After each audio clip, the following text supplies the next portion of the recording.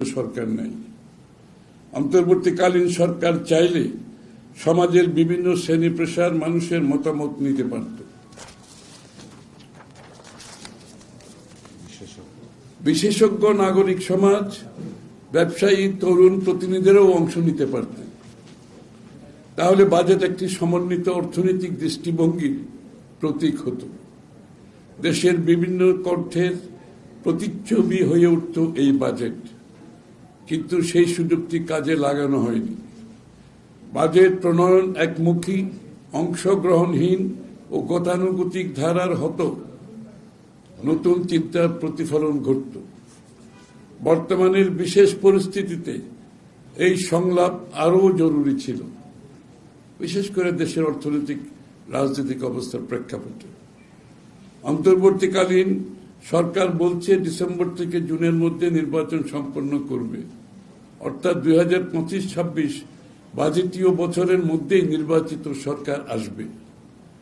Westminster ঐতিহ্য অনুসরণকারী দেশ অনেক দেশেই অন্তর্বর্তীকালীন শাসন সংক্রান্ত রীতিনীতি আছে, যা বাংলাদেশে নাই। সাধারণ নির্বাচন আসন্ন হলে বা নতুন সরকারের সম্ভাবনা থাকলে বাজেট অনুমোদনের ভিন্ন পন্থা থাকে। অন্তর্বর্তীকালীন সরকার নীতি কাঠামোর বড় ধরনের পরিবর্তন করে না। উল্লেখযোগ্য কর সমন্বয় বা নতুন বৃহৎ আকারের আর্থিক প্রতিশ্রুতিও দেয় না। রাজনৈতিক সংলাপ হলে ঐক্যমত্যের ভিত্তিতে ব্যয় বরাদ্দে বাস্তবসম্মত পুনর্বিন্যাস হতো। স্বৈরাচারী সরকারের সীমাহীন, জনবান্ধবহীন নীতি কাঠামো উদ্বুদ্ধ দীর্ঘমেয়াদী উচ্চ মূল্যস্ফীতিজনিত সাধারণ মানুষের জীবনযাত্রার ব্যয় নির্বাহের সংকট থেকে মুক্তির দিক নির্দেশনা থাকত। বর্তমানে মূল্যস্ফীতি প্রায় ডবল ডিজিট, তা কমিয়ে 6.5% করার কথা বলা হচ্ছে, যা বাস্তবসম্মত মনে হয় না। দারিদ্র্য বৃদ্ধির হারে লাগাম টানা যেত।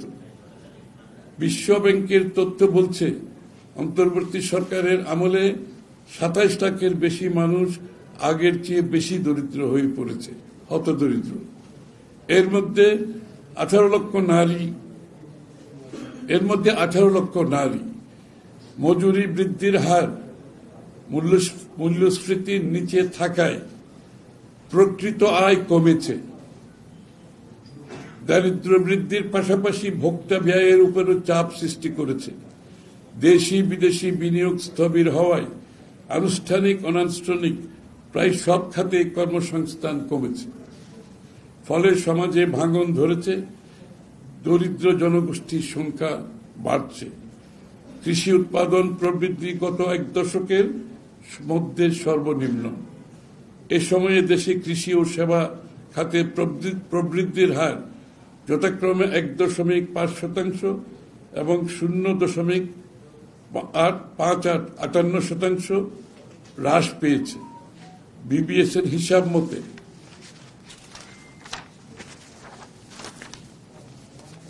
2024-25 অর্থবছরে জিডিপির প্রবৃদ্ধি ছিল 3.97%। সেটা এবারের বাজেটে ধরা হয়েছে 5.6%, যা পূর্বের সরকারের মতোই অবাস্তব ও কাগুজে প্রবৃদ্ধি। খাদ্য নিরাপত্তা হুমকির মুখে, অপর্যাপ্ত ত্রুটিপূর্ণ দুর্নীতিগ্রস্ত সামাজিক সুরক্ষা খাতে পেনশন ও কৃষি ভর্তুকি অন্তর্ভুক্ত করে বরাদ্দ বাড়ানোর চেষ্টা হিসেবে দেখানো হলেও সামাজিক সুরক্ষার জন্য সরকারি বরাদ্দ অপর্যাপ্ত থেকে গেছে। আজ অবধি সামাজিক নিরাপত্তা বেষ্টনী কর্মসূচিগুলো অধিকার ভিত্তিক হল না। অর্থাৎ সামাজিক নিরাপত্তা বেষ্টনীটা একটা অধিকার হিসেবে প্রতিষ্ঠিত হওয়ার কথা ছিল, এবং সেটা আগামী দিনে আমাদেরকে করতে হবে। সেটা শিক্ষা, স্বাস্থ্য, কৃষির মতো গুরুত্বপূর্ণ খাতে বরাদ্দ কমানো উদ্বেগজনক। কৃষিতে দেওয়া হয়েছে বাজেটের মাত্র 5.9%, স্বাস্থ্যে 5.3% এবং শিক্ষায় 14%। বেসরকারি বিশ্ববিদ্যালয়, মেডিকেল কলেজ ও স্কুলগুলোকে পূর্ণাঙ্গ কর মওকুফের আওতায় আনা যেত। আপনার শিক্ষাক্ষেত্রে কর প্রয়োগ করার কোনো যুক্তি নেই। এটা শিক্ষাকে পিছিয়ে দেয় এবং আমাদের সাধারণ মানুষের আমাদের যে উন্নয়নের কথা বলছি আমরা, ডেমোগ্রাফিক ডিভিডেন্ড, সেটাকে ক্ষতিগ্রস্ত করবে। এতে তরুণ সমাজের শিক্ষা আকাঙ্ক্ষা পূরণ হতো। আমাদের সময় ইনশাআল্লাহ শিক্ষা সামাজিক সমতা ও মেধাভিত্তিক সমাজ। আমাদের সময় ইনশাআল্লাহ শিক্ষার এই সকল ক্ষেত্রকে পূর্ণাঙ্গ কর মওকুফের আওতায় আনা হবে। আমরা শিক্ষার ক্ষেত্রে সব ধরনের কর মওকুফ করব। এতে তরুণ সমাজের শিক্ষা আকাঙ্ক্ষা পূরণ হবে, সামাজিক সমতা ও মেধাভিত্তিক সমাজ নির্মাণে সহায়ক হতো। শিক্ষার দুর্বল ফলাফল ও তরুণদের মধ্যে উচ্চশিক্ষা, কর্মসংস্থান বা প্রশিক্ষণ না থাকার বিশাল হার ডেমোগ্রাফিক ডিভিডেন্ড বা জনভিত্তিক লভ্যাংশ অর্জনের পথে প্রতিবন্ধক। এসব খাতে দীর্ঘমেয়াদী বিনিয়োগ না হলে মানব সম্পদ উন্নয়ন ও দারিদ্র্য হ্রাসে অগ্রগতি সম্ভব নয়। 2030 সালের মধ্যে টেকসই উন্নয়ন লক্ষ্যমাত্রা অর্জন দুরূহ হয়ে যাচ্ছে। বর্তমানে দেশে বিনিয়োগ আসে 96% অভ্যন্তরীণ সঞ্চয় থেকে, সেটা দ্রুত কমে যাচ্ছে। অর্থাৎ আমাদের অভ্যন্তরীণ সঞ্চয়টা কমে যাচ্ছে, যার জন্য সেটা আমাদের বিনিয়োগকে যেটা এফেক্ট করবে। নির্বাচনের সুনির্দিষ্ট রোডম্যাপ না থাকায় রাজনৈতিক অনিশ্চয়তার কারণে বিনিয়োগকারীরা ভরসা পাচ্ছে না। তাই ডাইরেক্ট ফরেন ইনভেস্টমেন্ট নাই বললেই চলে। বাজেটও এ ব্যাপারে নীরব। অর্থনৈতিক কাঠামোর দুর্বলতাগুলোর সমাধানে সুস্পষ্ট রূপরেখার প্রয়োজন ছিল।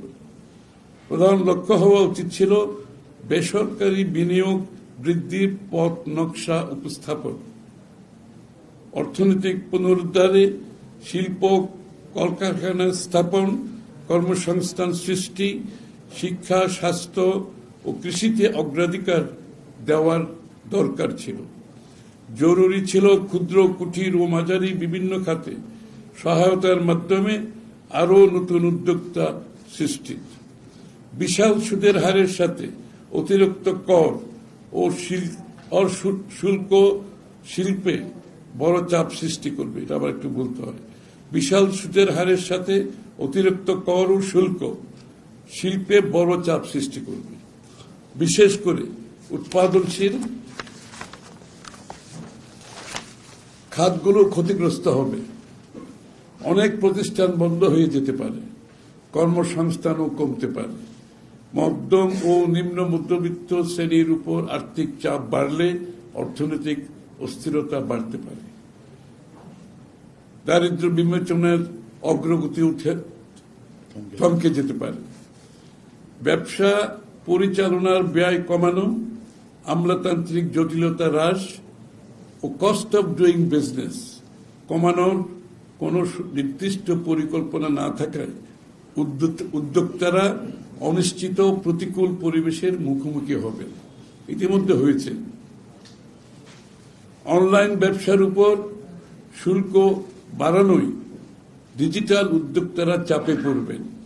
এই খাত নতুন কর্মসংস্থান সৃষ্টি ও ডিজিটাল রূপান্তরে বড় ভূমিকা রাখতে পারত।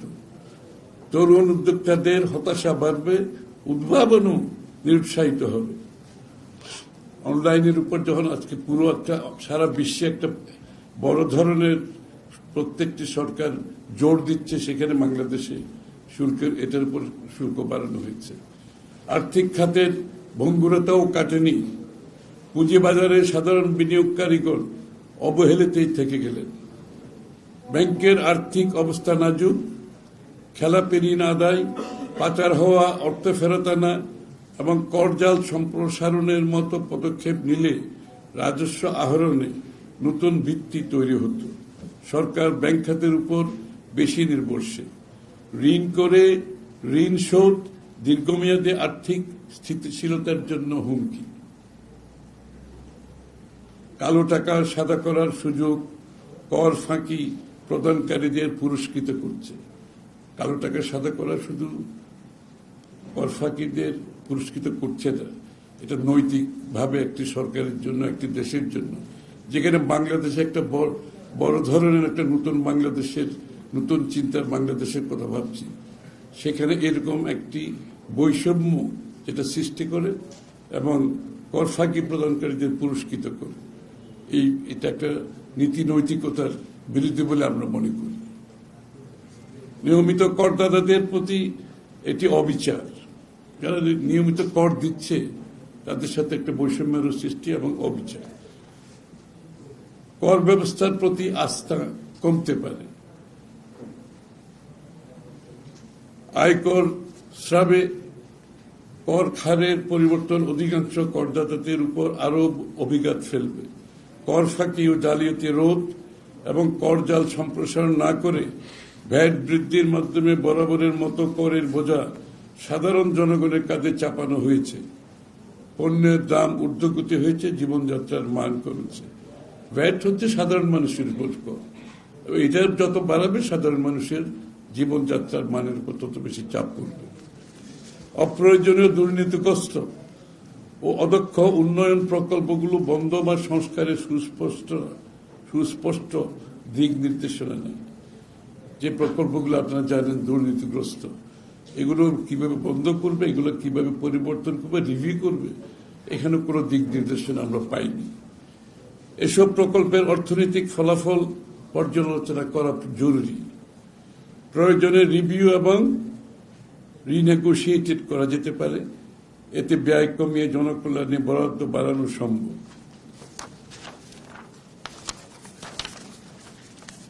বিএনপির 180 দিনের পরিকল্পনা। অর্থনৈতিক স্থিতিশীলতা ফিরিয়ে আনা, মানুষের আস্থা অর্জন, ভবিষ্যতের জন্য দৃঢ় ভিত্তি গড়তে প্রয়োজন স্বচ্ছ অংশগ্রহণমূলক উদ্ভাবনী অর্থনৈতিক পরিকল্পনা। গতানুগতিক ছেড়ে সাহসী ও দূরদর্শী সিদ্ধান্ত নেওয়ার সময় এসেছে। তাহলেই জাতির জন্য আশা, আস্থা, পুনর্গঠনের দিগন্ত উন্মোচন হবে। আউট অফ দ্য বক্স চিন্তা করতে হবে। সে গতানুগতিক অর্থনৈতিক পরিকল্পনা আর কাজ করবে না। বিশ্বের অনেক দেশে রাজনৈতিক দল নির্বাচিত হওয়ার পর প্রথম 100 দিনে কি কি কাজ করবে তা পরিকল্পনা প্রকাশ করে থাকে। জনগণের ক্ষমতায়নের দল হিসেবে বিএনপি বাংলাদেশে এমন একটি বাস্তবসম্মত সংস্কৃতি প্রবর্তন করতে চায়। জনগণের ভোটে নির্বাচিত হয়ে সরকার গঠনের পর প্রথম 180 দিনের মধ্যে আমাদের লক্ষ্য ও পরিকল্পনা নির্বাচনের আগেই নির্ধারণ করা হবে।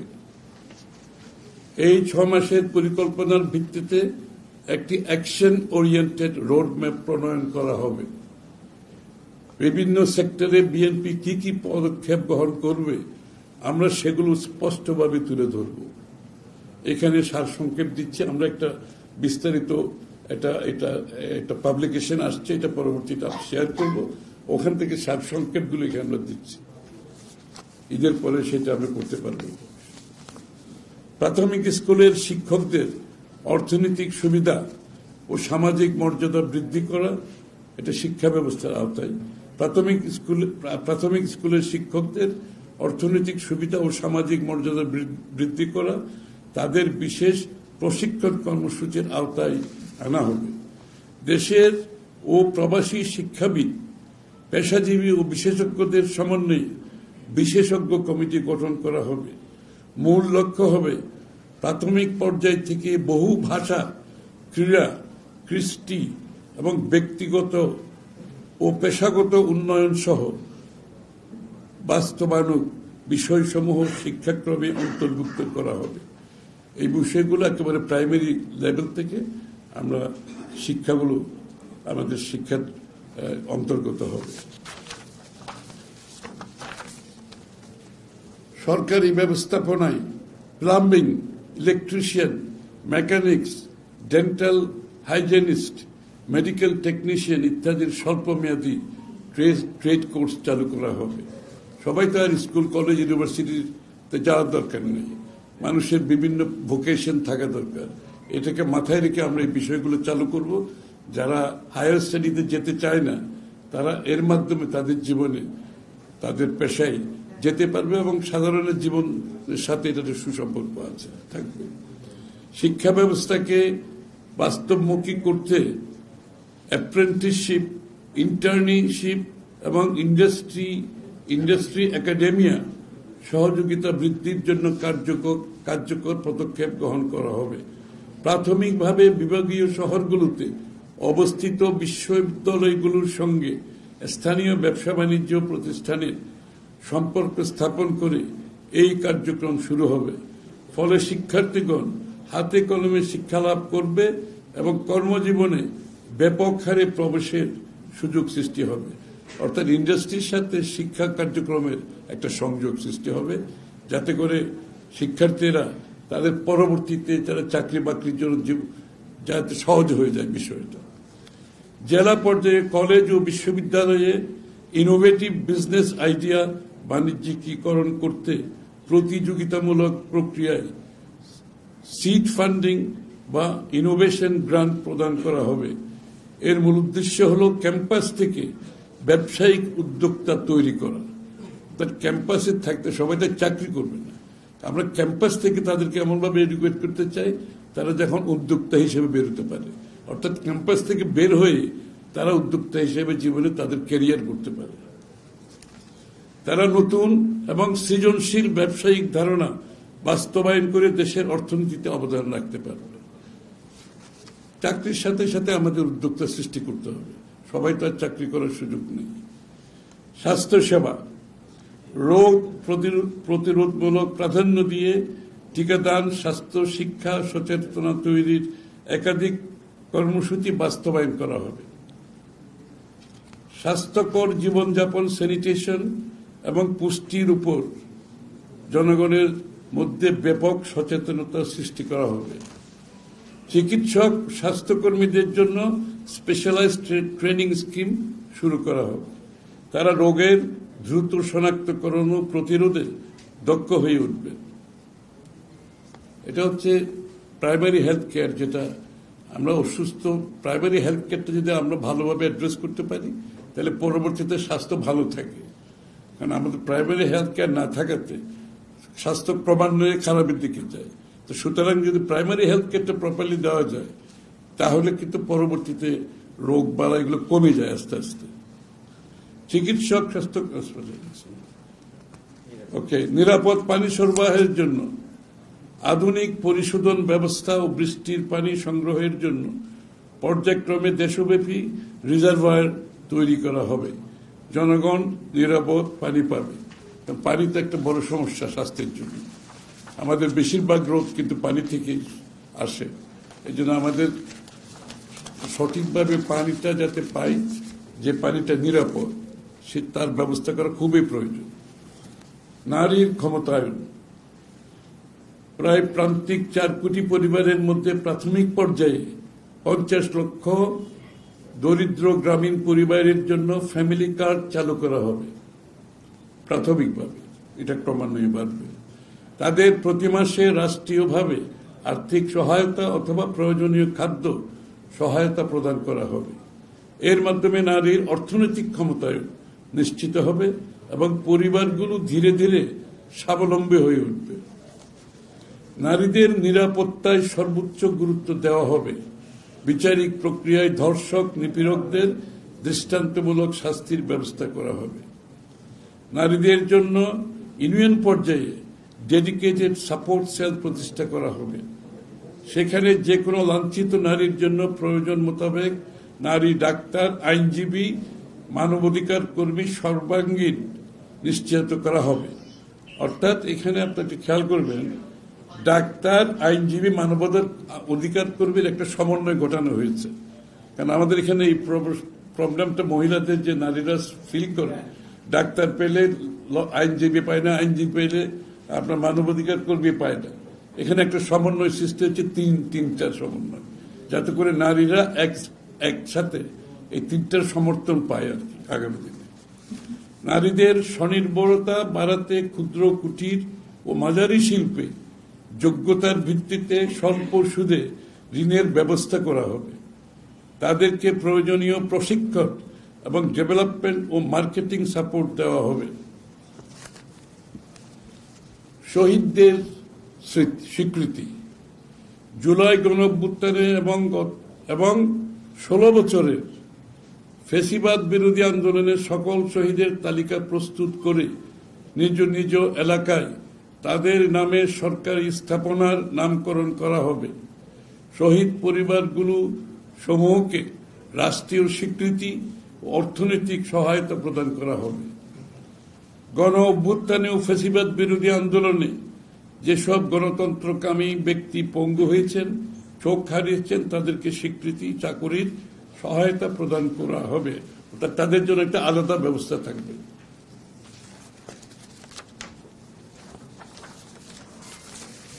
কৃষি খাত ও গ্রামীণ উন্নয়ন।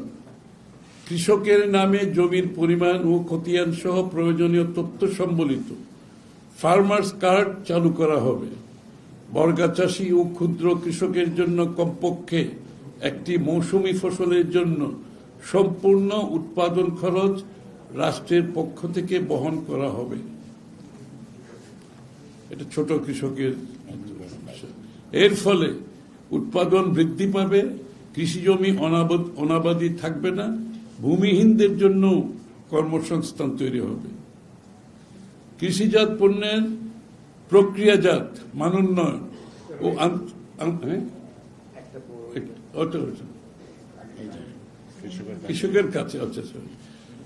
কৃষকের কাছে ইউনিয়ন পর্যায়ে রাষ্ট্র ন্যায্য মূল্যের ভিত্তিতে সরাসরি উৎপাদিত পণ্য ক্রয়ের উদ্যোগ গ্রহণ করবে এবং দেশব্যাপী কোল্ড স্টোরেজ তৈরি কাজ শুরু হবে। এই বিষয়টা সবসময় বলা হয়, কিন্তু এফেক্টিভলি করা হয় না। এই যে কৃষকের কাছ থেকে ইউনিয়ন পর্যায়ে ন্যায্য মূল্যে যে তাদের উৎপাদিত পণ্য ক্রয়ের ব্যাপারটা অত্যন্ত গুরুত্বপূর্ণ। এটা আমাদের ফুড সিকিউরিটি, কৃষকের ন্যায্য মূল্য এবং সাপ্লাই সাইডটা নিশ্চিত করে। কৃষিজাত পণ্যের প্রক্রিয়াজাত মান উন্নয়নে আন্তর্জাতিক বাজারে প্রবেশের সুযোগ সৃষ্টি করে কৃষি খাতকে রপ্তানিমুখীকরণ করে গড়ে তোলা হবে। আমাদের কৃষিতে যে বিষয়গুলো আছে, এগুলো আমরা রপ্তানি পণ্যে পরিণত করার যে বিষয়টা, সেটা নেগলেক্টেড থাকে সবসময়, এবং সেজন্য এটা আগামী দিন আমরা চেষ্টা করব এগুলোকে যাতে রপ্তানিযোগ্য করা যায়, এটা ট্রেডেবল, আন্তর্জাতিক বাজারে ট্রেডেবল করা যায়। এলাকাভিত্তিক ডাটাবেস তৈরি করা হবে। কৃষকের জমির ও উৎপাদিত ফসলের পরিমাণের তথ্য উপাত্ত নির্ণয় করে টার্গেটেড পলিসি সাপোর্ট দেওয়া হবে। বাজারে দ্রব্যমূল্য নিয়ন্ত্রণের জন্য চাঁদাবাজি, মধ্যস্বত্বভোগী ও ফ্যাসিবাদের রেখে যাওয়া সিন্ডিকেটের বিরুদ্ধে কঠোর দৃশ্যমান পদক্ষেপ গ্রহণ করা হবে। দেশব্যাপী খাল খননের কার্যক্রম ব্যাপকভাবে শুরু করা হবে। বন্যা ও খরা থেকে কৃষকদের সুরক্ষিত রাখার কর্মসূচি নেওয়া হবে। এই উদ্যোগের মাধ্যমে পানি সরবরাহ ও নিষ্কাশন ব্যবস্থার উন্নতি ঘটানো হবে। আমাদের খাল কর্মসূচি আপনারা দেখেছেন, ইতিমধ্যে শুরু হয়েছে। এটা আমরা বিপুলভাবে সারা দেশে নিয়ে যাব ইনশাআল্লাহ। ডিজিটাল প্রযুক্তির সর্বোচ্চ ব্যবহারের মাধ্যমে গ্রামীণ অর্থনীতি সচল, ক্ষুদ্র ও কুটির শিল্পের প্রসার, প্রশিক্ষণের মাধ্যমে দক্ষতা বৃদ্ধি এবং নতুন কর্মসংস্থানের সুযোগ সৃষ্টি ও জনশক্তি রপ্তানির ব্যবস্থা নিশ্চিত করা হবে। ডিজিটাল প্রযুক্তিতে আমরা একেবারে সর্বস্তরে নিয়ে যেতে চাই। গ্রামের লোক যাতে ডিজিটাল ওয়ার্ল্ডের সাথে সংযুক্ত হওয়ার জন্য ঢাকা শহরে আসার দরকার নেই, সে তার বাড়িতে যেতে থেকে সংযুক্ত হতে পারে ডিজিটাল ওয়ার্ল্ডের সাথে, সেটা আমরা ব্যবস্থা করব। শিল্প খাত। $1 trillion economic roadmap, FDI, GDP লক্ষ্যমাত্রা 2.45% থেকে 2.5% নিয়ে যাওয়ার পরিকল্পনা নিয়েছে বিএনপি। এখানে একটু বলা দরকার আছে, আমরা তো একটা $1 ট্রিলিয়ন ইকোনমির কথা বলেছি, এবং সেখানে বর্তমানে বাংলাদেশের যে বিনিয়োগ অবস্থা সেটা হচ্ছে 0.45% জিডিপি। আমরা এটাকে 2.5% নিয়ে যেতে চাচ্ছি। তাহলে আমাদের $1 ট্রিলিয়ন যে অর্থনীতির যে লক্ষ্যমাত্রা, আমাদের যে আকাঙ্ক্ষা, সেটা আমরা পূরণ করতে পারবো, এবং এটা অত্যন্ত বাস্তব এবং এটা সম্ভব। জনগণের বিএনপি 2034 সালের মধ্যে জনগণের ঘাট থেকে বাড়তি ট্যাক্সের লাগাম টেনে ধরা, শিল্প খাতের বিকাশে এটা বাদ করেছে। $1 ট্রিলিয়ন বললাম, জনগণের ঘাট থেকে ট্যাক্সের লাগাম টেনে ধরা, শিল্প খাতের বিকাশে বিনিয়োগ বান্ধব নীতি গ্রহণ করে দেশি বিদেশি বিনিয়োগ আকৃষ্ট করা হবে। যেসব বিনিয়োগে বিপুল পরিমাণ কর্মসংস্থান সৃষ্টি হয় সেই ধরনের প্রকল্পে অগ্রাধিকার দেওয়া হবে। শিল্প বান্ধব যে আমরা বলছি দেশি বিদেশি, যে আমরা ডিরেগুলেশনটা খুব সিরিয়াসলি করব, লিবারেলাইজেশনটা খুব সিরিয়াসলি করব। অর্থাৎ এগুলো হচ্ছে কিন্তু অন্তরায়। এখান থেকে বেরোতে হলে আমাকে ডিরেগুলাইজ এবং লিবারেলাইজেশন দিকে বড়ভাবে যেতে হবে। বিনিয়োগ সহজ করতে কোম্পানি রেজিস্ট্রেশন থেকে শুরু করে ব্যাংকিং সাপোর্ট নিশ্চিতের লক্ষ্যে ওয়ান স্টপ সার্ভিস বাস্তবায়ন করা হবে। নতুন শিল্প সৃষ্টির জন্য কৃষি, মৎস্য, অন্যান্য উৎপাদনমুখী খাতকে প্রাধান্য দেওয়া হবে। পাটকল, বস্ত্রকল, চিনিকল সহ আওয়ামী দুঃশাসনে বন্ধ হয়ে যাওয়া মাঝারি বৃহৎ শিল্পসমূহের তালিকা প্রস্তুত করে সেগুলো পুনরায় চালুর দৃশ্যমান উদ্যোগ নেওয়া হবে। তথ্য প্রযুক্তি খাত, ক্ষুদ্র ও মাঝারি শিল্প উন্নয়নের জন্য দেশব্যাপী প্রোডাকশন ফ্যাসিলিটি, ডিজিটাল প্ল্যাটফর্ম এবং ট্রেনিং প্রোগ্রাম হাতে নেওয়া হবে। তারা আন্তর্জাতিক প্ল্যাটফর্মে সরবরাহকারী হিসেবে প্রতিষ্ঠিত হয়ে পণ্য বিশ্বব্যাপী বিক্রি করতে সক্ষম হবে। অর্থাৎ ডিজিটাল ইকোনমির মাধ্যমে তাদের অ্যাক্সেস সারা বিশ্বে হয়ে যাবে, তারা ঘরে বসে তাদের পণ্য রপ্তানি করতে পারবে। বাংলাদেশে ফেসবুক, গুগল, ইউটিউব ইত্যাদি সোশ্যাল প্ল্যাটফর্মের অফিস খোলার জন্য উদ্যোগ গ্রহণ করা হবে। এই অফিসগুলোকে আমরা তাদেরকে আনার একটা চেষ্টা আমাদের মধ্যে থাকবে। ফ্রিল্যান্সার তরুণ যুবতীদের সুবিধার্থে অগ্রাধিকার ভিত্তিতে বাংলাদেশে পেপ্যাল এবং অন্যান্য পেমেন্ট মেথড সহ ই-কমার্স প্রতিষ্ঠানগুলোর কার্যক্রম শুরু করার জন্য উদ্যোগ গ্রহণ করা হবে। আমাদের ফ্রিল্যান্সার, আপনারা জানেন, আমাদের ইয়াং ছেলেমেয়েরা কিন্তু প্রচুর কাজ করছে ফ্রিল্যান্সিং এ। এদের অনেকগুলো সমস্যা আছে যেগুলো সমাধান করতে হবে। একটা হচ্ছে পেপ্যালের মাধ্যমে পেমেন্ট, এবং এগুলোকে শক্তিশালী করার যে পেমেন্ট মেথডটা খুব ইজি করা হবে। ফ্রিল্যান্সিং, আউটসোর্সিং এবং ডাটা প্রসেসিংকে উৎসাহিত করার জন্য জেলা পর্যায়ে যোগ্যতা ভিত্তিক প্রশিক্ষণ প্রোগ্রাম এবং মানব সম্পদ উন্নয়ন কার্যক্রম নেওয়া হবে। এটা একেবারে আমাদের উদ্দেশ্য হচ্ছে, আবারও বলছি, এটা একেবারে এইগুলোকে আমরা জেলা পর্যায়ে একেবারে নিম্ন পর্যায়ে নিয়ে যেতে চাচ্ছি, যাতে মাইগ্রেশন না হয়। তারা তার বাড়িঘরে থেকে ডিজিটাল ওয়ার্ল্ডে কোথাও যেতে হয় না, বাড়িতে বসে সব কাজ চলে। এটাকে আমরা ফ্যাসিলিটেট করার জন্য এই প্রোগ্রামগুলো সব নেওয়া হচ্ছে।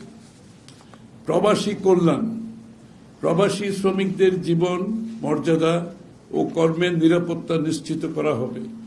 বিমানবন্দর সহ সকল ক্ষেত্রে হয়রানিমূলক সেবা প্রাপ্তি নিশ্চিত করা হবে। এটা তো আমরা বহুবার শুনে আসছি, কিন্তু এটা তো বাস্তবায়ন হয়নি। এই জন্য আমরা সময় নির্ধারণ করে দিচ্ছি, করে দেব।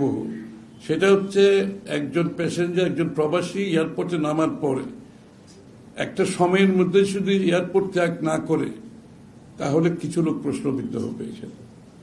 এয়ারপোর্টের এটা আইন করে কোনো লাভ হয় না।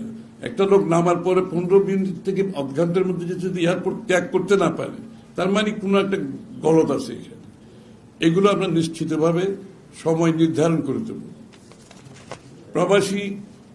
প্রবাসী বাংলাদেশিদের বিনিয়োগে উৎসাহ, সুযোগ ও প্রণোদনা দেওয়া হবে। সেই লক্ষ্যে বিদেশে বাংলাদেশি দূতাবাসগুলোকে গতিশীল করা হবে। প্রবাসীদের জন্য বিশেষ ট্রেড অ্যান্ড ইনভেস্টমেন্ট ফেয়ার আয়োজনের মাধ্যমে প্রবাসীদের কাছে বিনিয়োগ নীতিমালা, বিশেষ সুবিধাসমূহ ও ইকোনমিক ক্লাইমেট তুলে ধরা হবে। যেসব দেশে বাংলাদেশ থেকে নিয়মিত জনশক্তি রপ্তানি হয়, যেসব দেশে বাংলাদেশ থেকে নিয়মিত জনশক্তি রপ্তানি হয়, সেসব দেশের কর্মসংস্থান চাহিদা বিশ্লেষণ করে স্কিল ও ক্যাপাসিটির প্রয়োজনীয়তার ভিত্তিতে ভোকেশনাল ও টেকনিক্যাল শিক্ষা কার্যক্রম চালু করে দক্ষ জনশক্তি বিদেশে রপ্তানির জন্য প্রকল্প গ্রহণ করা হবে। অর্থাৎ যেসব দেশের আমরা এখন রপ্তানি করছি, তাদের চাহিদাগুলোর মধ্যে তো অনেক চাহিদা আছে, সেগুলো আমরা অনেকগুলো পূরণ করতে পারি না। সেই চাহিদাগুলো আমরা চিহ্নিত করে তার উপর ভিত্তি করে আমরা স্কিল ডেভেলপমেন্টের জন্য প্রোগ্রাম করব। দরকার হলে সেই দেশের ভাষার শিক্ষা ব্যবস্থা করা হবে, ভাষাটা জানতে হয়। তাহলে কিন্তু আমাদের বাইরে যাওয়ার প্রশিক্ষিত জনগণ যখন বাইরে যায়, তাদের ইনকাম কিন্তু অনেক বেশি। আমরা বেশি লোক পাঠাতে পারবো, ইনকাম কিন্তু বহুগুণ হয়ে যাবে। নগর ব্যবস্থাপনা, নারীদের সার্বক্ষণিক নিরাপদ যাতায়াত নিশ্চিত করতে প্রাথমিকভাবে ঢাকার বিভিন্ন রুটে শুধুমাত্র নারী যাত্রী বাস চালু করা হবে। পরীক্ষামূলকভাবে সেখানে ড্রাইভার ও সহযোগী হিসাবে নারীরা থাকবেন। শুধু যে নারীদের জন্য বাস দেওয়া হবে তা না, ওখানে ড্রাইভার এবং সহকারী হিসেবে নারীরা থাকবে। আমি দেখছি আমাদের নারী জার্নালিস্টের মুখে হাসি দেখতে পাচ্ছি। ট্রাফিক সমস্যার সমাধানে দেশে বিদেশের বিশেষজ্ঞ সমন্বয়ে অগ্রাধিকার ভিত্তিক কার্যক্রম গ্রহণ করা হবে। ঢাকা তো ট্রাফিকের অবস্থা আমরা সবাই জানি, বাংলাদেশের প্রায় সব বড় বড় শহরের সমস্যা। এটা একটা বড় সমস্যা, এটা সমাধান দিতে হবে আমাদেরকে। সুতরাং ট্রাফিক লাইটে আর্টিফিশিয়াল ইন্টেলিজেন্স ব্যবহারের পাশাপাশি ট্রাফিক আইনের কঠোর প্রয়োগ, জনগণের সচেতনতা বৃদ্ধি, লেন ভিত্তিক যানবাহন প্ল্যান ইত্যাদি উদ্ভাবনী সমাধান বাস্তবায়ন করা হবে। সড়ক যোগাযোগ ব্যবস্থার কার্যকারিতা ও নিরাপত্তা বৃদ্ধি করে নগরীতে ট্রাফিক জ্যাম কমানো হবে। ট্রাফিক জ্যাম না কমালে এটা উন্নয়নের প্রতি একটা বড় বাধা। কিন্তু শুধু আমাদের যে কষ্ট হয় তা না, এটা উন্নয়নের প্রতি একটা বড় বাধা। পরিবেশ ব্যবস্থাপনা, 5 বছরে 25 থেকে 30 কোটি বৃক্ষরোপণের কর্মসূচি ইতিমধ্যে ঘোষণা করেছে বিএনপির পক্ষ থেকে। 25 থেকে 30 কোটি বৃক্ষরোপণ, তৃণমূল থেকে শুরু করে রাজধানী পর্যন্ত ব্যাপকভাবে বৃক্ষরোপণ কর্মসূচি, বৃক্ষমেলা আয়োজন করা হবে।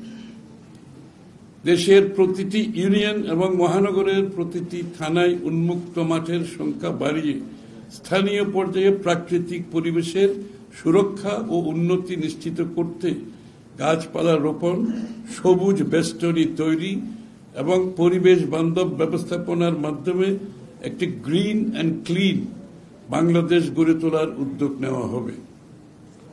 পলিথিন নিষিদ্ধ করে পাটজাত ব্যাগকে উৎসাহিত করা হবে। সকল ইকো ফ্রেন্ডলি ও সাস্টেনেবল প্রোডাক্টকে উৎসাহিত করা হবে। আইন শৃঙ্খলা, ধর্ষণ, ছিনতাই, রাহাজানি, চুরি সহ সকল নৈরাজ্যের বিরুদ্ধে জিরো টলারেন্সের মাধ্যমে কঠোর ব্যবস্থা নেওয়া হবে। যে কোনো মূল্যে বিচারহীনতার সংস্কৃতির অবস্থান ঘটিয়ে অপরাধীদের আইনের আওতায় আনা হবে। মাঠ পর্যায়ে পুলিশের মনোবল বৃদ্ধির জন্য ট্রেনিং, কনসালটেশন, মোটিভেশন এবং মনিটরিং সহ বিভিন্ন পদক্ষেপ গ্রহণ করা হবে। এসব পদক্ষেপের মাধ্যমে পুলিশ সদস্যদের পেশাদারিত্ব, দক্ষতা, সেবামূলক মনোভাব বৃদ্ধি করা হবে, জনগণের নিরাপত্তা নিশ্চিত করতে সহায়ক হবে।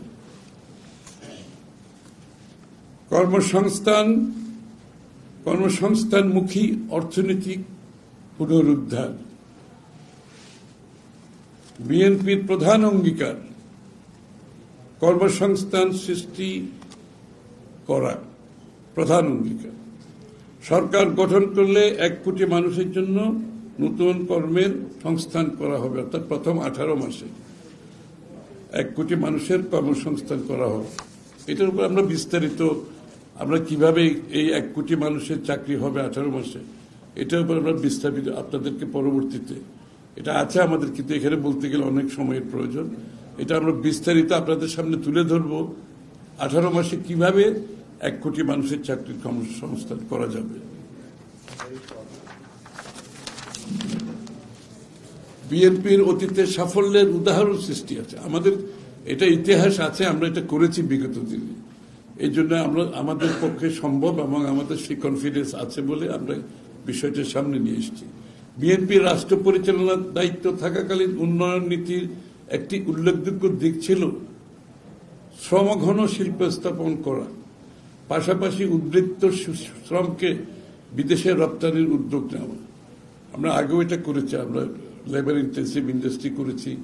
দেশের ভিতরে যারা চাকরি পায় না তাদেরকে বিদেশে যাওয়ার প্রটোকলগুলো জিয়া রহমান সাহেব সই করেছে, দেশনেত্রী বেগম খালেদা জিয়া পরবর্তী এগুলোকে আরো বাড়িয়ে নিয়েছিল। এতে করে নতুন মানুষের কর্মের সংস্থান হয়েছে। শুধু তাই নয়, জনমানুষ এক শ্রমবাজার নতুন মানুষের কর্মের সংস্থান জনমানুষ এক শ্রমবাজার থেকে আরেক শ্রমবাজারে প্রবেশও করেছে। যেমন পোশাক শিল্পের বিকাশের কারণে কৃষি নির্ভর গ্রামীণ শ্রমবাজার থেকে মানুষজন পোশাক কারখানায় শহরের দিকে যেতে শুরু করে। সাধারণ মানুষের আয় বৃদ্ধির পাশাপাশি শহুরে নতুন মধ্যবিত্ত শ্রেণীর বিকাশ শুরু হয়। এর সরাসরি প্রভাব আমাদের অর্থনীতি, সমাজ, সংস্কৃতিতে লক্ষ্য করা যায়। সার্বিকভাবে 1978 থেকে 1981 সাল পর্যন্ত মোট দেশজ উৎপাদনের প্রবৃদ্ধি ছিল 2 থেকে 3%। বিএনপির প্রথম সরকারের সময়, জিয়া রহমান সাহেবের সময় 1991 থেকে 96 সালে তা বেড়ে দাঁড়ায় 4 থেকে 5%। দ্বিতীয় সরকার দেশনেত্রী বেগম খালেদা জিয়ার নেতৃত্বে 2001 সাল থেকে 2006 সালে 6 থেকে 7% প্রবৃদ্ধি। আপনি ট্রেন্ডটা খেয়াল করবেন, বিএনপির প্রত্যেক সরকারের সময় যে প্রবৃদ্ধি কিন্তু 2 থেকে 3% বেড়েছে, এটা হচ্ছে ট্রেন্ড কিন্তু। এবং এই ট্রেন্ডটা কিন্তু বাংলাদেশে আজকে যেখানে আছে এটা বিএনপি সরকারের করা। 7% পর্যন্ত গ্রোথ প্রবৃদ্ধি এটা বিএনপিরই করা। এবং এখন 7.06 আমরা লাস্ট রেখে আসছিলাম, আপনারা জানেন। সুতরাং এখনো কিন্তু 7 পয়েন্টের কাছে কেউ যেতে পারেনি। বক্তব্য শুনেছি আমরা, কিন্তু 7 পয়েন্টের কাছে যাইনি। সুতরাং এই ট্রেন্ডটা বিএনপি সেট করেছে অর্থনীতিতে অলরেডি। সুতরাং আমরা আগামী দিনে বলতে চাই সার্বিক উন্নয়ন ও নতুন কর্মসংস্থানের জন্য বিএনপি এবার দেশজ উৎপাদন বৃদ্ধির লক্ষ্যমাত্রা নির্ধারণ করেছে 8%। আমরা লাস্ট দেখে আসছিলাম 7.06, এরপর তো কমে গেছে, এখন তো আরো কমে যাচ্ছে, কিন্তু আমরা এটাকে 8% নিয়ে যাব আগামী দিন ইনশাআল্লাহ। মূলত 10টি খাতকে সার্বিক উন্নয়ন তথা কর্মসংস্থানের জন্য বিএনপি পরিকল্পনা তৈরি করেছে। এগুলো হচ্ছে অবকাঠামোগত উন্নয়ন, ম্যানুফ্যাকচারিং, কৃষি, বিদেশের শ্রম রপ্তানি, আইসিটি, ফ্রিল্যান্সিং, সেবা খাত, সবুজ জ্বালানি, গ্রিন এনার্জি, স্বাস্থ্য ও শিক্ষা, কুটির, ক্ষুদ্র ও মাঝারি শিল্প, অন্যান্য। এগুলোকে আমরা ফোকাস করে, এগুলোর উপর জোর দিয়ে, এগুলোকে সাপোর্ট দিয়ে আমরা 8% দিকে নিয়ে যাব, সেই আমাদের টার্গেট রয়েছে। বেসরকারি খাতের প্রবৃদ্ধি ত্বরান্বিত করুন। আপনারা জানেন যে কোনো প্রবৃদ্ধি বাড়াতে গেলে বেসরকারি খাত যদি প্রবৃদ্ধি করতে না পারে সেখানে প্রবৃদ্ধি হওয়ার কোনো সুযোগ নেই। সুতরাং সেইখানে আমাদের একটা বড় ফোকাস থাকবে। বেসরকারি খাতে বিনিয়োগ বাড়াতে বিএনপি সরকার বহুমুখী কৌশল গ্রহণ করবে। এই কৌশল কাঠামোগত চ্যালেঞ্জ মোকাবেলা করবে, বিনিয়োগের অনুকূল পরিবেশ সৃষ্টি করবে, উদ্ভাবনকে উৎসাহিত করবে, নিম্নের ক্ষেত্রগুলিতে মনোনিবেশ প্রদান করবে।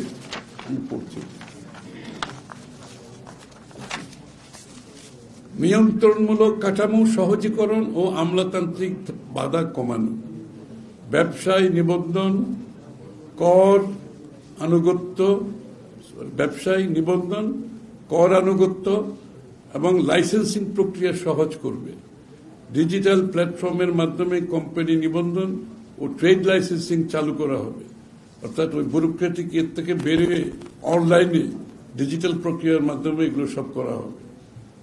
সরকারি অফিসে যাওয়ারও প্রয়োজন হবে না অনেক ক্ষেত্রে। এসব পদক্ষেপ উদ্যোক্তাদের সময় ও খরচ কমাবে। এটি ক্ষুদ্র মাঝারি উদ্যোগ এবং নারী নেতৃত্বাধীন ব্যবসার জন্য বিশেষভাবে উপকারী। ক্ষুদ্র ও মাঝারি উদ্যোগ এবং স্টার্টআপগুলোর জন্য অর্থায়নের সুযোগ বৃদ্ধি, বিশেষায়িত প্রতিষ্ঠান এবং রাষ্ট্রীয় ব্যাংকের মাধ্যমে ঋণ সুবিধা প্রসারিত করা হবে। ক্রেডিট গ্যারান্টি স্কিম চালু করা হবে, ঋণদাতাদের ঝুঁকি কমাবে। অতিরিক্ত জামানত ছাড়াই ক্ষুদ্র মাঝারি উদ্যোগগুলোর ঋণ পাওয়া সহজ হবে। আমাদের তো এখানে আমাদের ক্ষুদ্র যারা, এদের তো সবাই জামানত দিতে পারে না, সুতরাং এটাকে সহজ করে তারা যাতে ঋণ পায় আর কি জানতে হবে। ভেঞ্চার ক্যাপিটাল এবং ক্রাউড ফান্ডিং এর মতো ভেঞ্চার ক্যাপিটাল এবং ক্রাউড ফান্ডিং এর মতো বিকল্প অর্থায়ন পদ্ধতিকে উৎসাহিত করা হবে। স্টার্টআপ এবং উচ্চ প্রবৃদ্ধি সম্পন্ন ফার্মগুলিকে সাহায্য করা হবে। আমাদের স্টার্টআপ হচ্ছে ইয়াং জেনারেশনের একটা বিরাট এখানে অ্যাবজর্বেশনের সুযোগ আছে আমরা, এবং স্টার্টআপের জন্য প্রচুর পরিমাণ আমাদের সরকারের পলিসি সাপোর্ট এবং ফাইন্যান্সিয়াল এবং অন্যান্য সাপোর্ট থাকবে। অবকাঠামো ও শিল্প অঞ্চলে বিনিয়োগ, পরিবহন নেটওয়ার্ক এবং জ্বালানি সরবরাহ সহ দক্ষ অবকাঠামো গড়ে তোলা শিল্প বিকাশের জন্য অত্যাবশ্যক। বিশেষ অর্থনৈতিক অঞ্চল এবং শিল্প পার্ক স্থাপন ও সম্প্রসারণ করবে। আমরা এই ভিজিটটা আমরাই শুরু করেছিলাম, আপনাদের মনে থাকার কথা। এই যে এক্সপোর্ট প্রসেসিং জোনগুলো সব বিএনপির করা ছিল, এগুলোকে আমরা আরো সম্প্রসারণ করবো আগামী দিনে। বহুমুখীকরণ ও উৎপাদনশীলতা উদ্ভাবন, পোশাক শিল্প রপ্তানিতে প্রধান ভূমিকা রাখলেও রপ্তানি বৈচিত্র্যে আনা প্রয়োজন। আমরা খালি একটা গার্মেন্ট শিল্পের উপর নির্ভরশীল হয়ে গেছে, আমাদের কিন্তু রপ্তানির জন্য আরো কিছু শিল্পকে এগিয়ে আনতে হবে। ওষুধ, তথ্য প্রযুক্তি এবং কৃষি প্রক্রিয়াকরণ শিল্পে মনোযোগ দেওয়া হবে। এতে অর্থনৈতিক ঝুঁকি কমবে। আমাদের যত বেশি প্রোডাক্ট বাড়বো রপ্তানির জন্য, আমাদের ঝুঁকি কমে আসবে। উন্নত প্রযুক্তি গ্রহণে সহায়তা করা হবে। গবেষণা ও উন্নয়নকে উৎসাহিত করা হবে। উদ্ভাবন, উৎপাদনশীলতা ও প্রতিযোগিতা সক্ষমতা বৃদ্ধিতে জোর দেওয়া হবে। আমাদের বিশেষ করে রিসার্চ এবং আর্টিফিশিয়াল ইন্টেলিজেন্স, টেকনোলজি, এগুলোতে জোর দিতে হবে, কারণ এগুলোর সাথে দেশের উন্নয়ন কিন্তু জড়িত। এগুলোকে বাদ দিয়ে এখন কোনো উন্নয়ন হয় না। আর যতই প্রোগ্রাম করবেন, টেকনোলজিতে যদি পিছিয়ে থাকেন, আর্টিফিশিয়াল ইন্টেলিজেন্স যদি পিছিয়ে থাকেন, রিসার্চে পিছিয়ে থাকেন, তাহলে কিন্তু আমরা যে জায়গায় পৌঁছতে চাচ্ছি সেটা সম্ভব নয়। এই জন্য এই জায়গাগুলোকে অ্যাড্রেস করা হবে। আর্থিক খাতের স্থিতিশীলতা শক্তিশালীকরণ, আর্থিক খাতে টেকসই অর্থনৈতিক প্রবৃদ্ধির জন্য সাহসী সংস্কার বাস্তবায়ন জরুরি। ব্যাংকিং খাতের সুশাসন উন্নত করা হবে, আর্থিক অন্তর্ভুক্তি বাড়ানো হবে, অর্থায়নের জন্য পুঁজিবাজারের বিকশিত করা হবে। এখন পুরো আর্থিক খাতের বিনিয়োগের সোর্সটা হচ্ছে ব্যাংক থেকে লোন নেওয়া। সেখান থেকে আমরা পুঁজিবাজারকে শক্তিশালী না করলে আমরা আসলে কিন্তু বিনিয়োগের জন্য যে অর্থায়নের প্রয়োজন সেটা সম্ভব হবে না। এই জন্য আমরা পুঁজিবাজারকে আমরা বিশেষভাবে নজর দেব পুঁজিবাজারের দিকে। আর অন্যান্য প্রোডাক্টও আমরা অনেকগুলো প্রোডাক্ট দরকার, খালি ব্যাংকিং এর বাইরেও যে ফিনান্সিয়াল প্রোডাক্টগুলো আছে সেই প্রোডাক্টগুলো আমরা বাংলাদেশে আমরা চাইবো আগামী দিনে আসুক এবং বিদেশিরাও সেটা নিয়ে আসতে পারে, দেশের মধ্যেও সম্ভব। ব্যাংকিং খাতকে ক্ষুদ্র ও মাঝারি উদ্যোগের জন্য সহজীকরণ, ক্ষুদ্র ও মাঝারি শিল্পের জন্য ঋণ প্রক্রিয়া সহজ করা জরুরি। বাংলাদেশ ব্যাংকের সহায়তায় ক্রেডিট গ্যারান্টি স্কিম বাড়ানোর মাধ্যমে ছোট ব্যবসার জন্য জামানতের উপর নির্ভরতা কমানো হবে। নগদ প্রবাহ ভিত্তিক ঋণকে গুরুত্ব দিয়ে সম্পদ ভিত্তিক ঋণের পরিবর্তে ব্যবসার পারফরমেন্স ও ডিজিটাল লেনদেনের ইতিহাস দেখে ঋণ দেওয়া হবে। বিশেষ করে খুচরা ও পরিষেবা খাতে এটি কার্যকর হবে। বাণিজ্যিক ব্যাংকগুলোকে ক্ষুদ্র ও মাঝারি শিল্প ব্যাংকিং এর জন্য আলাদা বিভাগ খুলতে উৎসাহিত করা হবে। ক্ষুদ্র ব্যবসার হয়রানি বন্ধ করতে ঋণ শ্রেণীকরণ ও আদায় পদ্ধতির সংস্কার করা হবে। এখন ব্যাংকিং এর মধ্যে যে অবস্থা আছে এটা গতানুগতিকভাবে চলছে, এটা সব সমস্যার সমাধান হবে না। আমাদেরকে একটা নতুন অ্যাপ্রোচ এখানে দিতে হবে। যে ব্যাড লোন যেগুলো হয়েছে এগুলো উইলফুল ডিফল্টার আছে, ইচ্ছা করে যারা ডিফল্ট হয়েছে, আর যারা ইচ্ছার বাইরে বিভিন্ন অবস্থার কারণে যারা ক্ষতিগ্রস্ত হয়েছে এগুলোকে অ্যাড্রেস করতে হবে সেপারেটলি। একই সাথে ব্যাংকের স্বার্থ রক্ষা করতে হবে। গ্রামীণ উদ্যোক্তা এবং নারী পরিচালিত উদ্যোগগুলোতে পৌঁছাতে এজেন্ট ব্যাংকিং ও মোবাইল ব্যাংকিং সেবা বাড়ানো হবে। কৃষি প্রক্রিয়াকরণ, হালকা প্রকৌশল, তথ্য যোগাযোগ প্রযুক্তি, নারী উদ্যোক্তার মতো উৎপাদনশীল বেসরকারি খাতে বাধ্যতামূলক ঋণ কোটা চালু করা হবে। পুঁজিবাজার উন্নতির জন্য পদক্ষেপ, তালিকাভুক্ত কোম্পানিগুলোর প্রতি বিনিয়োগকারীদের আস্থা বাড়াতে কঠোর স্বচ্ছতার নিয়ম ও স্বাধীন নিরীক্ষা নিশ্চিত করা হবে। বিনিয়োগকারীর ভিত্তি সম্প্রসারণের জন্য বিনিয়োগ শিক্ষা প্রচার, লেনদেন খরচ কমানো এবং হিসাব খোলা সহজ করা হবে। ডিজিটাল ট্রেডিং প্ল্যাটফর্মগুলোকে আধুনিকীকরণ, অনলাইন আইপিও সাবস্ক্রিপশন ব্যবস্থাকে এর সঙ্গে সংযুক্ত করা, দ্রুত নিষ্পত্তির জন্য ফিনটেক প্রযুক্তিতে অন্তর্ভুক্ত করা হবে। কর্পোরেট বন্ডের জন্য একটি তারল্য বাজার তৈরি করতে পেনশন তহবিল, বীমা কোম্পানি এবং অন্যান্য আর্থিক প্রতিষ্ঠানগুলোকে বিনিয়োগে উৎসাহিত করা হবে। যে নতুন যে ফাইন্যান্সিয়াল প্রোডাক্টগুলো আমাদেরকে বাজারে আনতে হবে, তাহলে বিনিয়োগকারীরা লাভবান হবে এবং যারা দেশের উন্নয়নের জন্য সেটা অনেকটা সহযোগিতা করবে। আর্থিক পণ্যের বহুমুখীকরণে অনেক পদক্ষেপ নেওয়া হবে।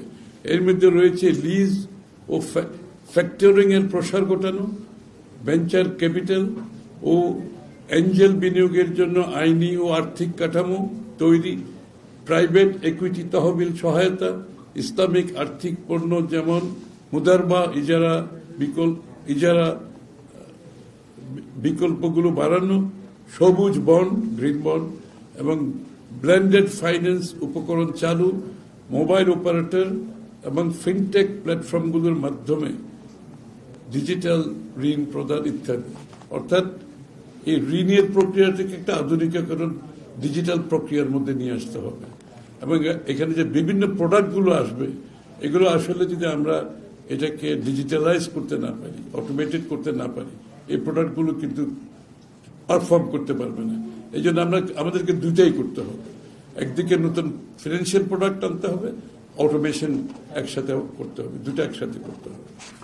জ্বালানি ও বিদ্যুৎ কৌশল প্রণয়ন, প্রাকৃতিক গ্যাস, সৌর, জলবিদ্যুৎ ও প্রযুক্তির সমন্বয়ে বাংলাদেশের আদর্শ মিশ্রণ নির্ধারণ, সিস্টেম ভিত্তিক পরিকল্পনা করতে একটি টাস্ক ফোর্স গঠন করবে।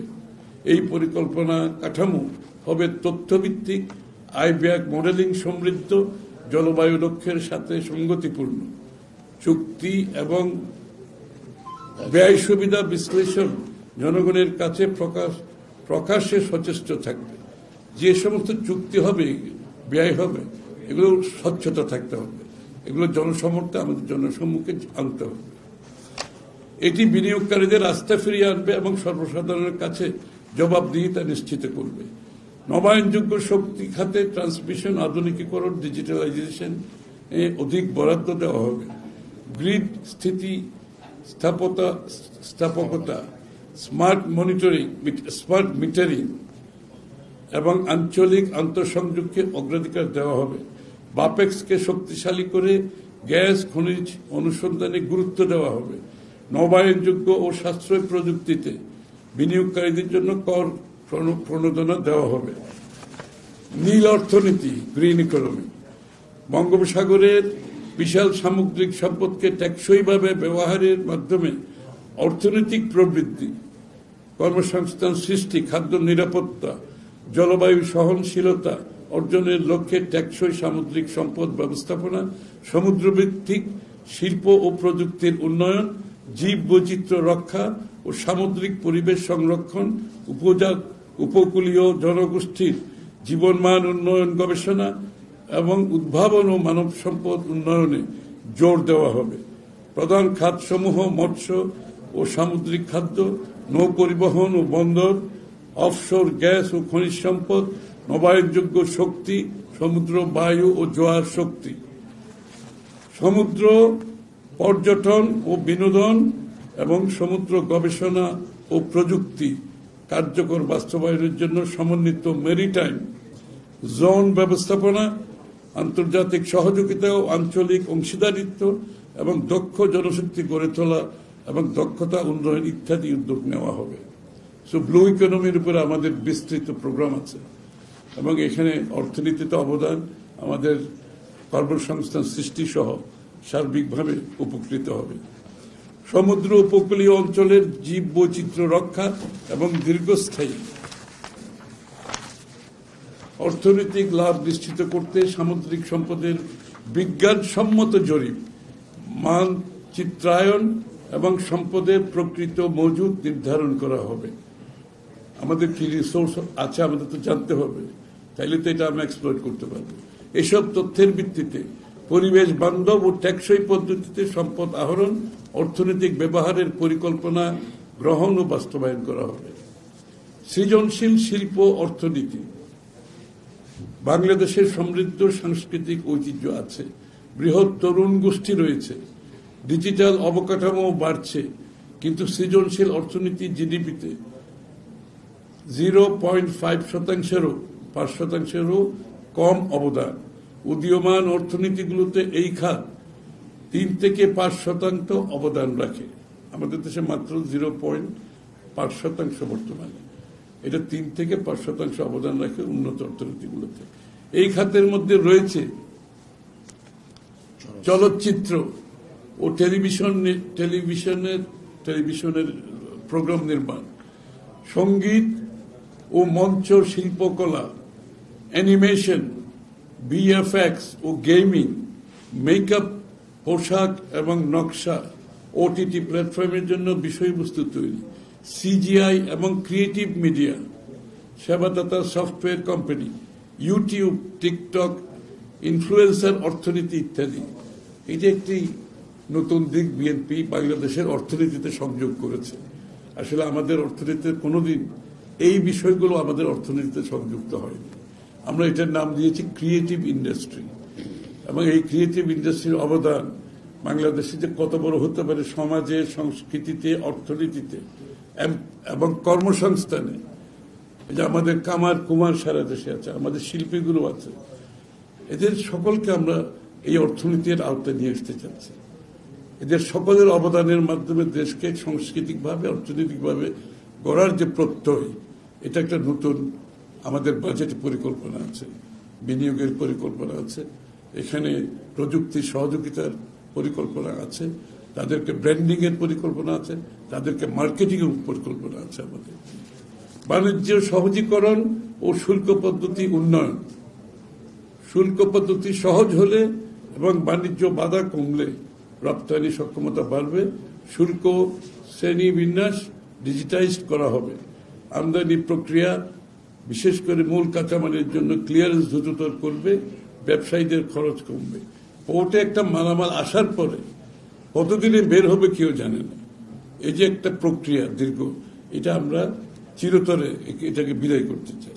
পোর্টে মাল আসার পরে, জাহাজ আসার পরে একটি সময়ের মধ্যে যদি কোনো পণ্য বের না হয়, তাহলে পোর্ট অথরিটিকে সেটার উত্তর দিতে হবে। এটার সাথে জড়িত যারা আছে তাদেরকে উত্তর দিতে হবে, তাদেরকে অ্যাকাউন্টেবল করা হবে। সুতরাং আমরা সবকিছু টাইম ফ্রেমের মধ্যে নিয়ে আসছি। ডিজিটাল আর্থিক সেবার ব্যবহার বৃদ্ধি, ডিজিটাল আর্থিক সেবার প্রসার, অর্থায়নের সুযোগ বাড়বে। এটি বিশেষত সুবিধাবঞ্চিত জনগোষ্ঠীর জন্য গুরুত্বপূর্ণ। উচ্চ লেনদেন সীমা সহ মার্চেন্ট ওয়ালেটের জন্য মোবাইল আর্থিক সেবা সক্রিয় করতে প্রোটোকল স্থাপন করা হবে। এটি পাইকারি লেনদেন সহজ করবে, ব্যবসায়িক প্রতিষ্ঠানের জন্য ডিজিটাল পেমেন্টও সহজলভ্য করবে। কর্পোরেট গভর্নেন্স ও সামাজিক দায়বদ্ধতা উন্নতকরণ, শক্তিশালী কর্পোরেট গভর্নেন্স ও কর্পোরেট সামাজিক দায়বদ্ধতা অনুশীলনে জোর দেওয়া হবে। ফলে বেসরকারি খাতে স্বচ্ছতা, জবাবদিহিতা বাড়বে, ব্যবসা প্রতিষ্ঠানগুলোকে তাদের শেষের দিকে। থ্যাংক ইউ, ধৈর্যের জন্য অনেক ধন্যবাদ। আমি দেখতে পাচ্ছি খুব আপনারা খুব মনোযোগ সহকারে শুনছেন, আমারও ভালো লাগছে বুকটা। কার্যক্রম টেকসই উন্নয়ন লক্ষ্যের সাথে সঙ্গতিপূর্ণ করতে উৎসাহিত করা হবে। কারণ এগুলো নতুন নতুন বিষয়, আপনাদেরও ভালো লাগছে নিশ্চয়, তাই না? বাজেট এগুলো তো খুব বেশি শোনা যায় না, এগুলো আপনাদেরও ভালো লাগার কথা, দেশের মানুষেরও ভালো লাগবে আশা করি। ফলে সমন্বিত প্রবৃদ্ধি, পরিবেশগত স্থিতিশীলতা এগোবে। পাবলিক প্রাইভেট পার্টনারশিপ শক্তিশালীকরণ, কার্যকর পিপিপি নীতি তৈরি ও বাস্তবায়ন জরুরি। অবকাঠামো সরকারি সেবায় বেসরকারি বিনিয়োগ জোগাড়ের উদ্যোগ নেওয়া হবে। এই সহযোগিতামূলক পদ্ধতি সেবা প্রদান উন্নত করবে, অর্থনৈতিক উন্নয়নকে গতিশীল করবে। জলবায়ু পরিবর্তন মোকাবেলা ও সবুজ প্রবৃদ্ধি, অর্থনৈতিক পরিকল্পনায় জলবায়ু সহনশীলতা অন্তর্ভুক্ত করা টেকসই উন্নয়নের জন্য অপরিহার্য। Bangladesh climate and development platform এর মতো প্ল্যাটফর্ম স্থাপন করা হবে। জলবায়ু অভিযোজন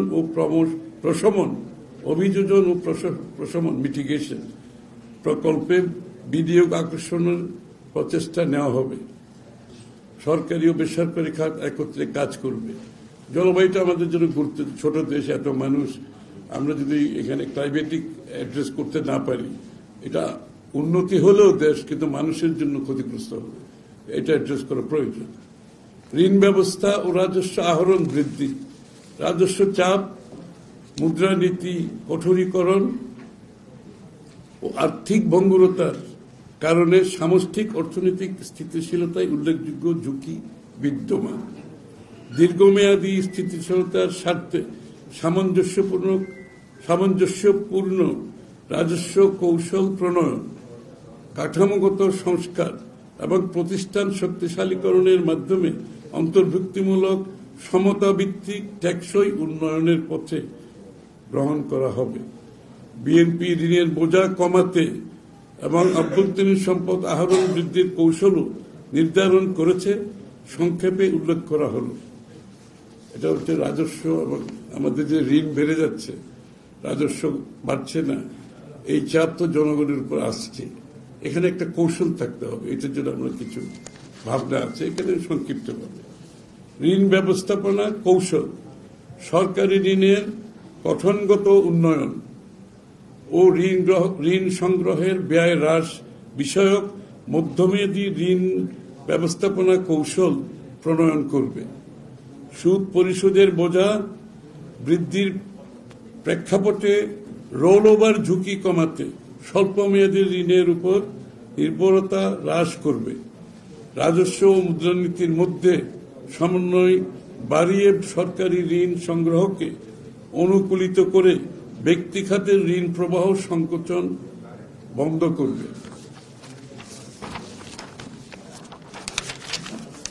ব্যয় অগ্রাধিকার ও দক্ষতা বৃদ্ধির কৌশল, অভ্যন্তরীণ সুদ পরিশোধ ও পরিচালন ব্যয় নিয়ন্ত্রণে ঋণ ব্যবস্থাপনা ও ভর্তুকি যুক্তিসঙ্গতকরণ করা হবে।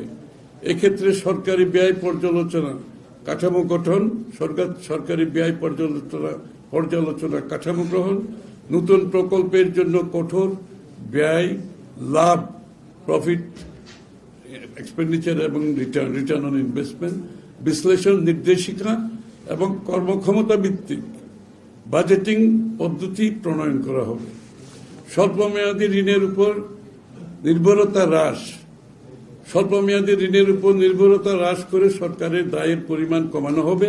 বাণিজ্যিক ব্যাংক থেকে সরকারি খাতের ঋণ গ্রহণের হার কমিয়ে ব্যক্তি খাতের ঋণ প্রবাহ বাড়িয়ে অর্থনৈতিক কর্মকাণ্ডে গতি সঞ্চার করতে হবে। সরকার সব ঋণ নিয়ে নিলে তাহলে বেসরকারি খাত কোথায় করবে, বিনিয়োগ কোথায় হবে, কর্মসংস্থান কোথায় হবে? ঋণ উন্নয়ন বিনিময় কৌশল ঋণদাতা সংস্থাগুলোর সাথে আলোচনা করে বৈদেশিক ঋণকে স্থানীয় বিনিয়োগে রূপান্তর করার উদ্যোগ নেওয়া হবে। রূপান্তরিত অর্থ জলবায়ু পরিবর্তনজনিত অভিযোজন বৃদ্ধি, শিক্ষা অবকাঠামো শক্তিশালীকরণ এবং স্বাস্থ্য কাঠামো তৈরির মতো জনহিতকর কাজে ব্যবহার করা হবে। এতে স্বল্পোন্নত দেশ থেকে উত্তরণের ফলে সৃষ্ট বৈদেশিক সাহায্যের হ্রাসজনিত ফারাকও কমবে। একদিকে বৈদেশিক ঋণের বোঝা কমবে, অন্যদিকে সম্পদ সরাসরি টেকসই ও সমতাভিত্তিক প্রবৃদ্ধি তৈরির চালিকা শক্তিতে নিয়োজিত হবে। অবৈধ ঋণ পর্যালোচনা ও বাতিলকরণ প্রক্রিয়া স্বৈরতান্ত্রিক শাসনকালে গৃহীত সকল ঋণ পর্যালোচনা ও বাতিলকরণ প্রক্রিয়ার জন্য জাতিসংঘের মহাসচিবের কাছে একটি স্বাধীন কমিশন গঠনের অনুরোধ জানানো হবে। যে সমস্ত দুর্নীতির মাধ্যমে বড় বড় ঋণ, এগুলোকে আমরা জাতিসংঘের কাছে আমরা একটি স্বাধীন কমিশন গঠনের জন্য অনুরোধ জানাব। কারণ এই ঋণ পরিশোধ করা বাংলাদেশের মানুষের জন্য কঠিন। রাজস্ব ব্যবস্থার যুগোপযোগীকরণ এনবিআরকে একটি স্বায়ত্তশাসিত সংস্থা দ্বারা প্রতিস্থাপন করা হবে। নীতি প্রণয়নের কাজ করতে বর্তমানে শুল্ক ও বাণিজ্য কমিশনকে আওতাভুক্ত করে বাংলাদেশ কর ও শুল্ক কমিশন নামে একটি পৃথক প্রতিষ্ঠান করা হবে। Last page.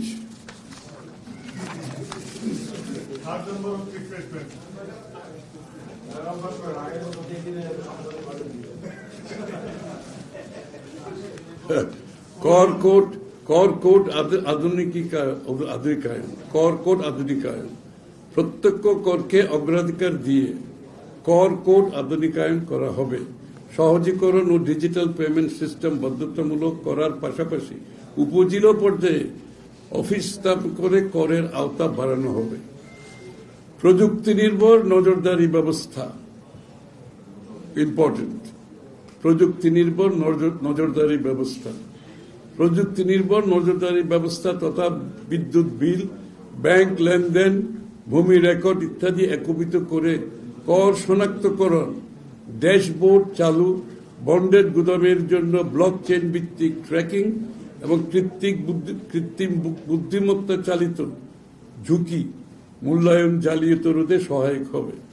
আর্টিফিশিয়াল ইন্টেলিজেন্স ব্যবহার করা হবে, তারপরে ব্লক চেইন ব্যবহার করা হবে, তারপরে আপনার এই সমস্ত মাধ্যমে আমাদের করের যে আওতা বাড়ানো সম্ভব। এখানে তো একটু সরকারের এখানে আমি যেটা বারবার বলছি যে অটোমেশন, ডিজিটাইজেশন, এই টেকনোলজি গুরুত্ব এইসব জায়গায় অনেক বেড়ে গেছে এখন। এর মাধ্যমে কিন্তু অনেকগুলো উন্নয়ন কাজ করা সম্ভব। কার্যকর ট্রান্সফার প্রাইসিং আইন বহুজাতিক কোম্পানিগুলোর মাস্টার ও স্থানীয় নথি জমা ও দেশওয়ারি রিপোর্টিং বাধ্যতামূলক করা হবে। মুনাফা স্থানান্তরের উপর কঠোর জরিমানা আরোপ করা হবে। শেষ, এখন খালি বলি বাজেট প্রক্রিয়ার সংস্কার। আমাদের বাজেট প্রক্রিয়াতে সংস্কার দরকার। এই পুরনো স্টাইলে বাজেট করতে করতে কিছু লোক তারা বাজেটটাকে নিজেরাই করে, এটাকে আবার জনগণের জনমুখী করা সম্ভব হচ্ছে না বহু বছর ধরে। এই জন্য আমরা একটা খুব ছোট করে এখানে বলেছি, বাট এটা আরো অনেক বড় বিষয়। আসলে বাজেট প্রক্রিয়ার সংস্কার, বাজেট অনুমোদনের জন্য প্রচলিত সাংবিধানিক পদ্ধতি, স্বচ্ছতা ও জবাবদিহিতা নিশ্চিত করা হবে। জবাবদিহিতা এবং বাংলাদেশের সংসদীয় তদারকি শক্তিশালী করার জন্য মৌলিক সাংবিধানিক ও পদ্ধতিগত সংস্কারও করা হবে। সংসদীয় কমিটিকে শক্তিশালী করা, স্বচ্ছতা এবং জনসাধারণের অংশগ্রহণ, নির্বাচন পূর্ব কেয়ারটেকার সরকারের জন্য পরিষ্কার নির্দেশিকা সহ বিস্তৃত বিষয় অন্তর্ভুক্ত করা হবে। ধন্যবাদ আপনাদের ধৈর্যের জন্য। হ্যাঁ, অবশ্যই।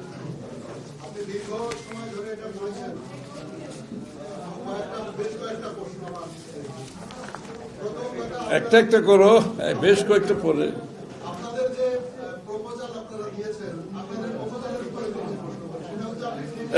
একটু কোয়াইট প্লিজ। আপনাদের কথা শুনতে পাবো না তো কথা বললে। একটু কোয়াইট সম্ভব নাকি? একটু। জি জি জি।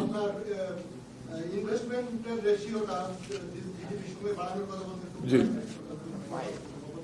তো এইটা বাই হট কোন সালের ভিতরে 34 2034। আরেকটা প্রশ্ন হলো যে আপনারা মার্কেট প্রোডাক্ট ডাইভারসিফিকেশনের কথা বলেছেন, কনসেন্ট্রেশন তোমার আরএনজি সেক্টরের উপর থেকে মার্কেট কনসেন্ট্রেশনের ব্যাপারে আপনারা আপনাদের প্রপোজালে কিছু বলেন। মার্কেট কনসেন্ট্রেশন, মার্কেট ডাইভারসিফিকেশন এই তো বললাম, তো বিস্তারিত বললাম না। ডাইভারসিফিকেশন আইটেমও তো বলে দিলাম, সবকিছু বললাম। আমরা কিছু বাদ দিয়ে কথা বলি না তো।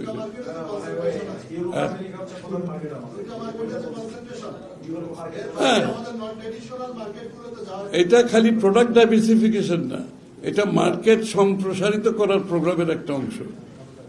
আরেকটা হলো যে আমাদের মতো গরিবের কথা একটু বলি, এই বাজেটে যেটা আছে সেটা হলো যে আপনি জানেন ইন্ডিভিজুয়াল ট্যাক্স পেয়ারদের ক্ষেত্রে যে সর্বশেষ যে স্ল্যাবটা ছিল 5% ইনকাম ট্যাক্সে, সেই 5% স্ল্যাবটা তুলে দেওয়া আছে। তাতে করে আমরা যারা কম ইনকাম করি এবং ইনকাম ট্যাক্স দিই, আমাদের ইনকাম ট্যাক্সটা এখন অনেক বেড়ে গেছে। এই ব্যাপারে আপনারা সরকারের কাছে কোনো দাবি জানাবেন কিনা? না, এই যে ট্যাক্স ব্র্যাকেট যেটা রেখে দেওয়া হয়েছে, যে নিম্নতম যেটা ট্যাক্স ব্র্যাকেট রাখা হয়েছে আগের মতো, এটা 3.5 লাখ না, 3.5 লাখ, 3.5 লাখ। 5% এর একটা স্ল্যাব ছিল যে ইনকাম ট্যাক্সে, হ্যাঁ, এখন 10%। তো আমি তো ওটাই বলছি এখানে আমরা, যে একদিকে মূল্যস্ফীতি, হ্যাঁ, আরেকদিকে আপনার যে জনগণের যে বেতন পায়, যে আয়, তার সাথে আপনার ইনফ্লেশন হায়ার, তাদের ক্রয় ক্ষমতা কমে গেছে, এবং তার উপরে যদি আপনি ট্যাক্সের বোঝা বাড়িয়ে দেন, তাহলে জনগণের যে দৈনন্দিন জীবনে ইতিমধ্যে 27 লক্ষ মানুষ হতদরিদ্রের পর্যায়ে চলে গেছে অলরেডি, এবং এইটা তো এই ধারা চলতে থাকলে আরো মানুষ দরিদ্রের সীমার নিচে চলে যাবে। আপনাকে তো জনগণের দৈনন্দিন জীবনযাপনের বিষয়টা মাথায় রাখতে হবে। প্রথমে দেশে আপনি যাই করেন, বাংলাদেশের সাধারণ মানুষের জীবনযাত্রার মান হচ্ছে যে কোনো বাজেটের প্রধান লক্ষ্য হতে হবে। তার জীবনযাত্রার মান যাতে এফেক্ট, সেটা আপনার কর পলিসির মাধ্যমে হোক, সেটা সরকারি যে কোনো নীতি, মানে সোশ্যাল সেফটি নেটের কথা বলেন, প্রথম লক্ষ্য হওয়া উচিত। সেইগুলো উপেক্ষিত হচ্ছে। আমাদের দুঃখটা সেখানে যে আন্দোলনের জন্য, যে বৈষম্যহীনতার জন্য আমরা আন্দোলন করেছি, তার কোনো প্রতিফলন আমরা এখানে দেখতে পাচ্ছি না। বরঞ্চ উল্টো, সাধারণ মানুষের ক্রয় ক্ষমতা আরো কমতে আছে। আপনি যদি কর বেশি, তারপরে আপনার ভ্যাট বেশি, বিএটি বেশি, তারপরে তাদের ইনফ্লেশন বেশি, মানে দ্রব্যমূল্যের দাম বেশি, সবকিছু তো সাধারণ মানুষের জীবনযাত্রার মানের বিরুদ্ধে চলে যাচ্ছে। কিন্তু এই জায়গাটাই এই জন্য আমরা বলেছি যে আমাদের সোশ্যাল সেফটি নেটের বিষয়টা আমরা বিশেষ এখানে মনোযোগী হয়েছি, যে এইখানে কোনো কম্প্রোমাইজ করা যাবে না। আপনি দেশ যত উন্নত হোক, সেই উন্নতির ফসল যদি সাধারণ মানুষ কাছে না যায়, সেই উন্নতি কিন্তু কারো কাম্য হওয়া উচিত না।